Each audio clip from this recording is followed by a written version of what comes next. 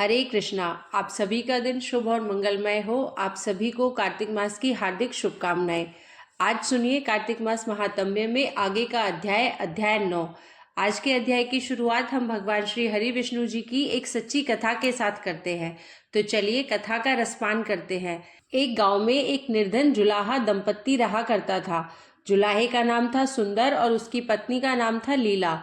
दोनों पति पत्नी अत्यंत परिश्रमी थे। सारा दिन परिश्रम करते, सुंदर सुंदर कपड़े बनाते, किंतु उनको उनके बनाए वस्त्रों की अधिक कीमत नहीं मिल पाती थी। दोनों ही अत्यंत संतोषी स्वभाव के थे। जो मिलता उसी से वे संतुष्ट होकर एक टूटी फूटी झोपड़ी में रहकर अपना जीवन निर्वाह कर लेते थे। वह दोनों भगवान श्री कृष्ण के परम भक्त थे।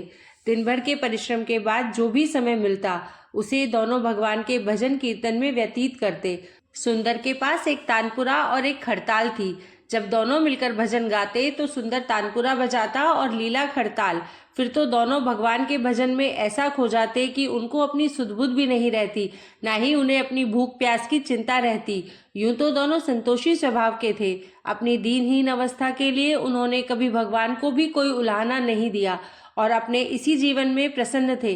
किंतु एक दुख उनको सदा कचोटता रहता था। उनके कोई संतान नहीं थी। इसको लेकर वह सदा चिंतित रहा करते थे। इसको भी उन्होंने भगवान की लीला समझकर स्वीकार कर लिया और निष्काम रूप से कृष्ण की प्रेम भक्ति में डूबे रहते। जब उनकी आयु अधिक होने लगी तो एक दिन लीला ने सुंदर से कहा कि हमारी कोई संतान नहीं है। कहते हैं कि संतान के बिना मुक्ति प्राप्त नहीं होती। अब हमारी आयु भी अधिक हो चली है, ना जाने कब बुलावा आ जाए। मरने के बाद कौन हमारी चिता को अग्नि देगा और कौन हमारे लिए तर्पण आदि का कार्य करेगा।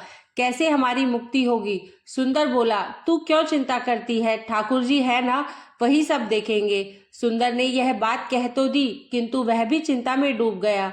तभी उसके मन में एक विचार आया। वह नगर में गया और भगवान श्री कृष्ण के बाल गोपाल रूप की एक प्रतिमा ले आया। घर आकर अपनी पत्नी से बोला, अब तुझे चिंता करने की कोई आवश्यकता नहीं है। मैं यह बाल गोपाल लेकर आया हूँ। हमारे कोई संतान नहीं है तो वह भी इन्हीं की तो लीला है। हम इनको ही अपने पुत्र के समान प्रेम करेंगे। यही हमारे पुत्र का दायित्व पूर्ण करेंगे। यही हमारी मुक्ति करेंगे। सुंदर की बात सुनकर लीला अत्यंत प्रसन्न हुई। उसने बाल गोपाल को लेकर अपने हृदय से लगा लिया और बोली, आप बिल्कुल ठीक कह रहे हैं। आज से यही हमारा लल्ला है। दोनों पति पत्नी ने घर में एक कोना साफ करके स्थान बनाया और एक चौकी पर बाल गोपाल को विराजित कर दिया। तब से जुलाहा दंपत्ति का नियम हो गया। वह प्रतिदिन बाल गोपाल को स्नान कराते, उनको धुले वस्त्र पहनाते, अपनी संतान की तरह उनको लाड लड़ाते, उन्हीं के सामने बैठकर भजन कीर्तन करते और वहीं सो जाते।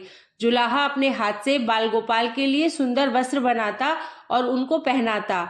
इसमें उसको बहुत आनंद आता था। धीरे धीरे दोनों बाल गोपाल को अपनी संतान के समान ही प्रेम करने लगे। लीला का नियम था कि वह प्रतिदिन अपने हाथ से अपने लल्ला को भोजन कराती, तब स्वयं भोजन करती। लल्ला को भोजन कराते समय उसको ऐसा ही प्रतीत होता मानो अपने पुत्र को ही भोजन करा रही हो।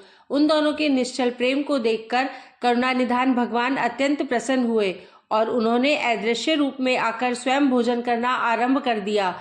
लीला जब प्रेम पूर्वक बाल गोपाल को भोजन कराती तो भगवान को प्रतीत होता मानो वह अपनी माँ के हाथों से भोजन कर रहे हैं।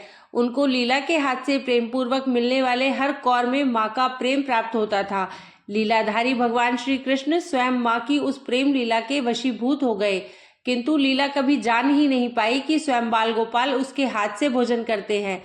एक दिन कार्य बहुत अधिक होने के कारण लीला बाल गोपाल को भोजन कराना भूल गई। गर्मी का समय था। भरी दोपहरी में दोनों पति पत्नी कार्य करते करते थक गए और बिना भोजन किए ही सो गए। उनको सोए हुए कुछ ही देर हुई थी कि उनको एक आवाज सुनाई दी, माँ बाबा मुझको भूख लगी है। दोनों हड़बड़ाकर उठ गए। चारों तरफ देखा, आवाज कहाँ से आई है, किंतु कुछ दिखाई नहीं दिया। तभी लीला को स्मरण हुआ कि उसने अपने लल्ला को भोजन नहीं कराया। वह दौड़कर लल्ला के पास पहुंची तो देखा कि बाल गोपाल का मुख कुम्हलाया हुआ है। इतना देखते ही दोनों पति पत्नी वही उनके चरणों में गिर पड़े। दोनों की आंखों से आंसुओं की धार बह निकली। लीला तुरंत भोजन लेकर आई और न जाने कैसा प्रेम उमड़ा कि लल्ला को उठाकर अपनी गोद में बैठा लिया और भोजन कराने लगी। दोनों पति पत्नी रोते जाते और लल्ला को भोजन कराते जाते। साथ ही बार बार उनसे अपने अपराध के लिए क्षमा मांगते जाते। ऐसा प्रगाढ़ प्रेम देखकर भगवान अत्यंत द्रवित हुए और अंतर्यामी भगवान श्री हरि साक्षात रूप में प्रकट हो गए। भगवान ने अपने हाथों से अपने रोते हुए माता पिता की आंखों से आंसू पोंछे और बोले, प्रिय भक्त, मैं तुम्हारी भक्ति और प्रेम से अत्यंत प्रसन्न हूँ। तुम जो चाहो वर मांग लो, मैं तुम्हारी प्रत्येक इच्छा पूर्ण करूंगा। इतना सुनते ही दोनों भगवान के चरणों में गिर पड़े और बोले, हे दयानिधान, आप हमारे पर प्रसन्न हैं और स्वयं हमारे सम्मुख उपस्थित है। हमारा जीवन धन्य हो गया। इससे अधिक और क्या चाहिए? इससे अधिक किसी भी वस्तु का भला क्या महत्व हो सकता है? आपकी कृपा हम पर बनी रहे, बस इतनी कृपा करें। श्री हरि बोले, यदि तुम चाहो तो मैं तुम्हारे जीवन में संतान के अभाव को समाप्त करके तुम्हें एक सुंदर संतान प्रदान करूंगा। यह सुनते ही सुंदर और लीला एकदम व्याकुल होकर बोले, नहीं भगवान, हमको संतान नहीं चाहिए। उनका उत्तर सुनकर भगवान श्री हरि ने पूछा, किंतु क्यों? अपने जीवन में संतान की कमी को पूर्ण करने के लिए ही तो तुम मुझको अपने घर लाए थे। यह सुनकर वह दोनों बोले, प्रभु, हमको भय है कि यदि हमको संतान प्राप्त हो गई तो हमारा मोह उस संतान के प्रति बढ़ जाएगा और तब हम आपकी सेवा नहीं कर पाएंगे। उनका प्रेम और भक्ति से भरा उत्तर सुनकर करुणानिधान भगवान करुणा से भर उठे। स्वयं भगवान की आंखों से आंसू टपक पड़े। वह बोले, हे मैया बाबा, मैं यहाँ आया था आपके ऋण को उतारने के लिए, किंतु आपने तो मुझको सदा सदा के लिए अपना ऋणी बना लिया।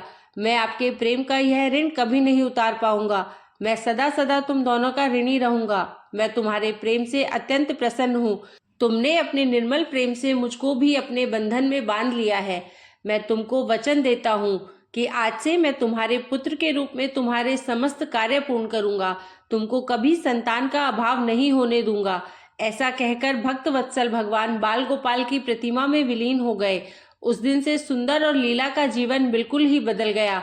उन्होंने सारा काम धंधा छोड़ दिया और सारा दिन बाल गोपाल के भजन कीर्तन और उनकी सेवा में व्यतीत करने लगे। उनको ना भूख सताती थी, ना प्यास लगती थी। सभी प्रकार की इच्छाओं का उन्होंने पूर्ण रूप से त्याग कर दिया। सुंदर कभी कोई कार्य करता तो केवल अपने बाल गोपाल के लिए। उनके सामने जब भी कोई परेशानी आती, बाल गोपाल तुरंत ही एक बालक के रूप में उपस्थित हो जाते और उनके समस्त कार्य पूर्ण करते। वह दंपत्ति और बालक गांव भर में चर्चा का विषय बन गए, किंतु गांव में कोई भी यह नहीं जान पाया कि वह बालक कौन है और कहां से आता है और कहां चला जाता है। धीरे धीरे समय बीतने लगा। जुलाहा दंपत्ति बूढ़े हो गए, किंतु भगवान की कृपा उन पर बनी रही। अब दोनों की आयु पूर्ण होने का समय आ चला था। भगवत प्रेरणा से उनको यह ज्ञात हो गया कि अब उनका समय पूरा होने वाला है। एक दिन दोनों ने भगवान को पुकारा। ठाकुर जी तुरंत प्रकट हो गए और उनसे उनकी इच्छा जाननी चाहिए। दोनों भक्त दंपत्ति भगवान के चरणों में प्रणाम करके बोले, हे नाथ, हमने अपने पूरे जीवन में आपसे कभी कुछ नहीं मांगा। अब जीवन का अंतिम समय आ गया है, इसलिए आपसे कुछ मांगना चाहते हैं। भगवान बोले, निसंकोच होकर अपनी इच्छा कहो। मैं वचन देता हूँ कि तुम्हारी प्रत्येक इच्छा को पूर्ण करूंगा। तब बाल गोपाल के अगाध प्रेम में डूबे वह वृद्ध दंपत्ति बोले, हे नाथ, हमने अपने पुत्र के रूप में आपको देखा और आपकी सेवा की। आपने भी पुत्र के समान ही हमारी सेवा करी। अब वह समय आ गया है जिसके लिए कोई भी माता पिता पुत्र की कामना करते हैं। हे दीनबंधु, हमारी इच्छा है कि हम दोनों पति पत्नी के प्राण एक साथ निकले। और हे दयानिधान, जिस प्रकार एक पुत्र अपने माता पिता की अंतिम क्रिया करता है और उनको मुक्ति प्रदान करता है, उसी प्रकार हे परमेश्वर, हमारी अंतिम क्रिया आप अपने हाथों से करें और हमको मुक्ति प्रदान करें। श्री हरि ने दोनों को उनकी इच्छा पूर्ण करने का वचन दिया और बाल गोपाल के विग्रह में विलीन हो गए। अंत में वह दिन आ गया जब प्रत्येक जीव को यह शरीर छोड़ना पड़ता है। दोनों वृद्ध दंपत्ति बीमार पड़ गए। उन दोनों की भक्ति की चर्चा गांव भर में थी, इसलिए गांव के लोग उनका हालचाल जानने उनकी झोपड़ी पर पहुंचे, किंतु उन दोनों का ध्यान तो श्री हरि में रम चुका था। उनको नहीं पता कि कोई आया भी है। नियत समय पर एक चमत्कार हुआ और जुलाही की झोपड़ी एक तीव्र और अलौकिक प्रकाश से भर उठी। वहां उपस्थित समस्त लोगों की आंखें बंद हो गई। किसी को कुछ भी दिखाई नहीं पड़ रहा था। कुछ लोग तो झोपड़ी से बाहर आ गए, कुछ वहीं धरती पर बैठ गए। श्री हरि अपने दिव्य चतुर्भुज रूप में प्रकट हुए। उनकी अद्भुत शोभा समस्त सृष्टि को आलोकित करने वाली थी। वातावरण में एक दिव्य सुगंध भर गई। अपनी मंद मंद मुस्कान से अपने उन भक्त माता पिता की तरफ देखते रहे। उनका यह दिव्य रूप देखकर दोनों वृद्ध दंपत्ति अत्यंत आनंदित हुए। अपने दिव्य दर्शनों से दोनों को तृप्त करने के बाद करुणा निधान लीलाधारी समस्त सृष्टि के पालनहार भगवान श्री हरि विष्णु जी वहीं उन दोनों के निकट धरती पर ही उनके सिरहाने बैठ गए। भगवान ने उन दोनों भक्तों का सर अपनी गोद में रखा, उनके शीश पर प्रेम पूर्वक अपना हाथ रखा। तत्पश्चात अपने हाथों से उनके नेत्र बंद कर दिए। तत्काल ही दोनों के प्राण निकलकर श्री हरि में विलीन हो गए। पंचभूतों से बना शरीर पंचभूतों में विलीन हो गया। कुछ समय बाद जब उस दिव्य प्रकाश का लोप हुआ तो सभी उपस्थित ग्रामीणों ने देखा कि वहां ना तो सुंदर था, ना ही लीला थी और ना ही बाल गोपाल थे। शेष थे तो मात्र कुछ पुष्प जो धरती पर पड़े थे और एक दिव्य सुगंध जो वातावरण में चहुओर फैली थी। विस्मित ग्रामीणों ने श्रद्धा से उस धरती को नमन किया, उन पुष्पों को उठाकर शीश से लगाया तथा सुंदर लीला की भक्ति और गोविंद का नाम का गुणगान करते हुए चल दिए उन पुष्पों को श्री गंगा जी में विसर्जित करने के लिए। बोलिए बांके बिहारी लाल की जय। अब आइए सुनते हैं आज का अध्याय। इससे पहले के अध्याय में आपने श्रवण किया था कि किस प्रकार देवर्षि नारद ने राजा पृथु को कार्तिक मास में पड़ने वाली चतुर्थी व्रत के महात्म्य का वर्णन किया था।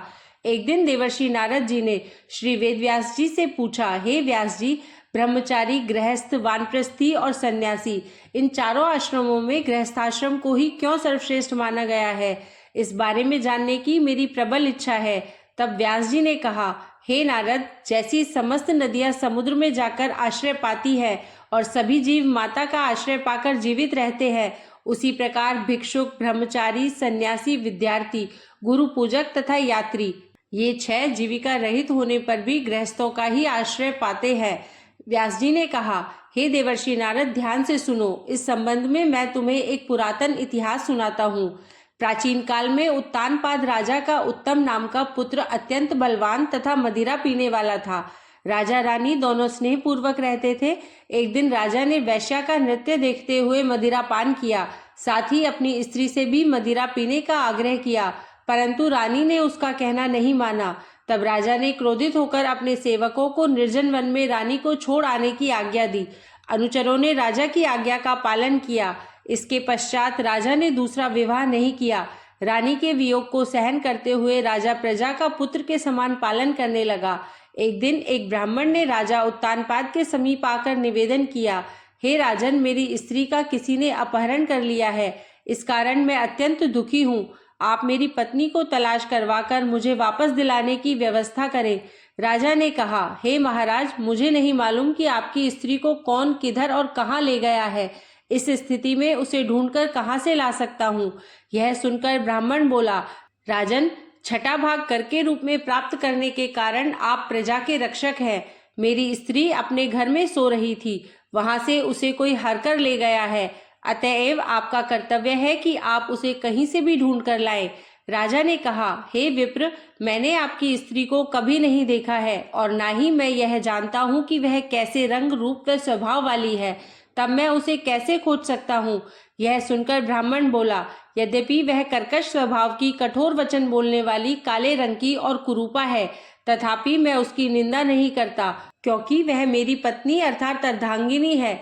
यह सुनकर राजा ने कहा, जब तुम्हारी स्त्री ऐसी कुरूपा और क्रूर स्वभाव की है, तब तुम उसे प्राप्त करके क्या करोगे? उसके स्थान पर मैं तुम्हें अत्यंत सुंदर, शील स्वभाव की अन्य स्त्री दे सकता हूँ। ब्राह्मण ने कहा, राजन, मेरी पत्नी मेरे धर्म कर्म की अर्धांगिनी है, अतः उसकी रक्षा करना मेरा परम धर्म है। जो पुरुष अपनी स्त्री की सुरक्षा नहीं करता, उसके वर्ण संकर संतान उत्पन्न होती है और उसके पितर नरकवासी होते हैं। वैश्यागामी पुरुष का कल्याण कभी नहीं हो सकता और जो मनुष्य ऋतुकाल के पश्चात अपनी स्त्री से सहवास नहीं करता, उसके पितर 1 मास तक उसके रुधिर में तैरते हैं। ब्राह्मण के ऐसे वचन सुनकर राजा अपने शस्त्रास्त्र लेकर और रथ पर सवार होकर उस स्त्री को खोजने चल दिया। कुछ दूर जाकर उसने एक आश्रम देखा जिसमें एक महान तपस्वी कुशा के आसन पर विराजमान थे। राजा को आश्रम में आया देखकर भी ऋषि ने उसका कोई आदर सत्कार नहीं किया। ऋषि कहने लगे, मैं जानता हूँ कि तुम राजा उत्तानपाद के पुत्र हो, मगर यहाँ किस कारण आए हो?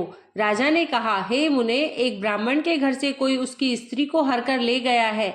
मैं उसी की खोज में इधर आया हूँ, मगर ना तो आपने मुझे अर्घ्य दिया और ना ही किसी प्रकार आदर सत्कार किया, इसका क्या कारण है? ऋषि ने उत्तर दिया, हे राजन, तुम अर्घ्य योग्य होते हुए भी इस समय उसके पात्र नहीं हो, क्योंकि तुमने अपनी निरपराध स्त्री का वन में त्याग किया है। जहाँ स्त्री का यह धर्म है कि वह तन मन से पति की सेवा करे तथा उसकी आज्ञाकारी रहे, वहीं पति का भी यह धर्म है कि वह अपनी पत्नी का यथोचित सम्मान करे। जिस घर में स्त्रियों का मान होता है वहां पर देवताओं का वास होता है। इसके विपरीत जहाँ स्त्रियों का निरादर होता है वहां सुख शांति कभी रह ही नहीं सकती। इतना सुनकर राजा अत्यंत लज्जित होकर पूछने लगा, भगवान, आप भूत, भविष्य और वर्तमान तीनों कालों को जानने वाले हैं, अतएव कृपा करके मुझे बतलाइए कि ब्राह्मण की स्त्री को हरकर कौन, क्यों और कहाँ ले गया है। तब ऋषि ने ध्यान धरकर कहा, राजन, अदिति का पुत्र वलाक नामक राक्षस उस ब्राह्मणी को हरकर उत्पलावर्त वन में ले गया। तुम उसको ढूंढकर ब्राह्मण का संयोग कराओ। यह सुनकर राजा मुनि को प्रणाम करके अपने रथ पर सवार होकर उत्पलावर्त वन में जा पहुंचा। वहां जाकर राजा ने देखा एक स्त्री बिल्व फल खा रही है। ब्राह्मण ने जैसा बताया था वैसा ही रंग रूप देखकर राजा ने उसे पहचान लिया और कहा, हे कल्याणी, तुम कौन हो और इस वन में क्यों आई हो? तब ब्राह्मणी बोली, मैं अतिरात्र की पुत्री तथा विलास पुत्र की स्त्री हूँ। मैं अपने घर में सो रही थी कि वलाक नामक राक्षस अपहरण करके मुझे यहाँ ले आया। यहाँ लाने के बाद उसने ना तो मुझे किसी प्रकार का कष्ट दिया है और ना मेरा सतीत्व नष्ट करने का प्रयत्न किया है। इतना होने पर भी अपने पति के वियोग के कारण मैं अत्यंत दुखी हूँ। राजा ने पूछा, हे ब्राह्मणी, वह राक्षस कहाँ गया है? तब ब्राह्मणी ने बताया कि वह इस वन के अमुक स्थान पर गया है। जब राजा ब्राह्मणी द्वारा बताए स्थान पर पहुंचा तो राक्षस देखते ही राजा के चरणों में गिरकर बोला, राजन, मेरे लिए क्या आज्ञा है? तब राजा ने कहा, अरे निशाचर, तू ब्राह्मणी को हरकर क्यों लाया है? यदि तू इसके साथ विवाह करना चाहता है तो यह अत्यंत कुरूपा है, और यदि तेरी इसे खाने की इच्छा हो तो वैसा कह। तब राक्षस कहने लगा, राजन, मेरे घर में अनेक रूपवती अप्सराएं हैं, उनके अतिरिक्त मैंने कभी किसी स्त्री से भोग की इच्छा नहीं की और ना मैं मांस भक्षण करता हूँ। मैं तो पूर्व जन्म के पापों का प्रायश्चित कर रहा हूँ। इस ब्राह्मणी का पति राक्षसों को मारने का मंत्र जानता है। जब हम यज्ञ का अन्न ग्रहण करने के लिए जाते हैं तो वह हमको भगा देता है, क्योंकि यज्ञों का आचार्य वही बनता था। इसी कारण उस ब्राह्मण को दुखी करने के लिए मैं उसकी स्त्री को हर लाया हूँ। शास्त्रों के नियम अनुसार स्त्री के बिना पुरुष को धार्मिक कर्म करने का अधिकार नहीं है, अतः अब वह यज्ञों में आचार्य नहीं बनता। राक्षस के ये वचन सुनकर राजा ने विचार किया कि यह भी परोक्ष रूप से मेरी ही निंदा कर रहा है। मुनि ने भी स्त्री का त्याग करने के कारण मुझे अर्घ्य योग्य नहीं माना है। तभी राजा को विचार मग्न देखकर राक्षस कहने लगा, हे राजन, मैं आपकी प्रत्येक आज्ञा का पालन करूंगा, आप आज्ञा दीजिए। इतना कहकर वह हाथ जोड़कर खड़ा हो गया। राजा ने कहा, हे निशाचर, तुम इस ब्राह्मणी को इसके घर पहुंचा दो और उसके बाद जब भी मैं याद करूं तुम मेरे पास आ जाना। इतना सुनते ही वह राक्षस ब्राह्मणी को लेकर उसके घर छोड़ने चला गया। इसके बाद राजा विचारने लगा, मैंने अपनी निर्दोष पत्नी को घर से निकाला है, अतएव मैं अब कौन सा ऐसा पुण्य कर्म करूं जिससे इस पाप से निवृत्ति हो। तब राजा ने पुनः उन्हीं मुनि के पास जाकर उनसे पूछा। मुनि ने कहा, हे राजन, पुरुष के लिए स्त्री धर्म, अर्थ, काम और मोक्ष सभी कुछ देने वाली है। इतना ही नहीं, स्त्री के बिना इस लोक तथा परलोक में कहीं पर भी सुख की प्राप्ति नहीं हो सकती। स्त्री चाहे कैसी ही कुरूपा, मूर्ख, रोगी, दरिद्री या खोटे स्वभाव वाली क्यों न हो, पुरुष को उसका सम्मान करना ही चाहिए। पश्चाताप करते हुए राजा ने कहा, हे मुनि, मैंने अपनी निर्दोष पतिव्रता स्त्री को त्याग दिया है, अतएव अब मैं क्या करूं? मुनि ने कहा, हे राजन, तुम्हारी स्त्री को अकेली वन में घूमते हुए देखकर शतापात नामक नाग उसे पाताल लोक में ले गया है। उस नाग की नंदा नाम की एक कन्या है जिसने उसको घर में छिपा रखा है। यह सुनकर राजा वहां से अपने घर आया तो ब्राह्मण को स्त्री सहित अपने घर में देखकर अत्यंत प्रसन्न हुआ। इसके बाद राजा ने ज्यों ही वलाक राक्षस को याद किया, वह तुरंत उपस्थित हो गया। तब राजा ने उसे पाताल लोक से अपनी स्त्री लाने का आदेश दिया। आज्ञा मिलते ही वलाक पाताल लोक गया और वहां से राजा की स्त्री लाकर उसको सौंप दी। तदनंतर राजा और रानी स्नेह पूर्वक रहने लगे। नारद जी ने अंत में कहा, हे राजा पृथु, यह गृहस्थाश्रम महात्म्य हमने तुमको विस्तार पूर्वक सुनाया। अब और क्या सुनना चाहते हो सो कहो। अब आगे का वृतांत आप अगले अध्याय में सुनिएगा। तब तक के लिए हरे कृष्णा।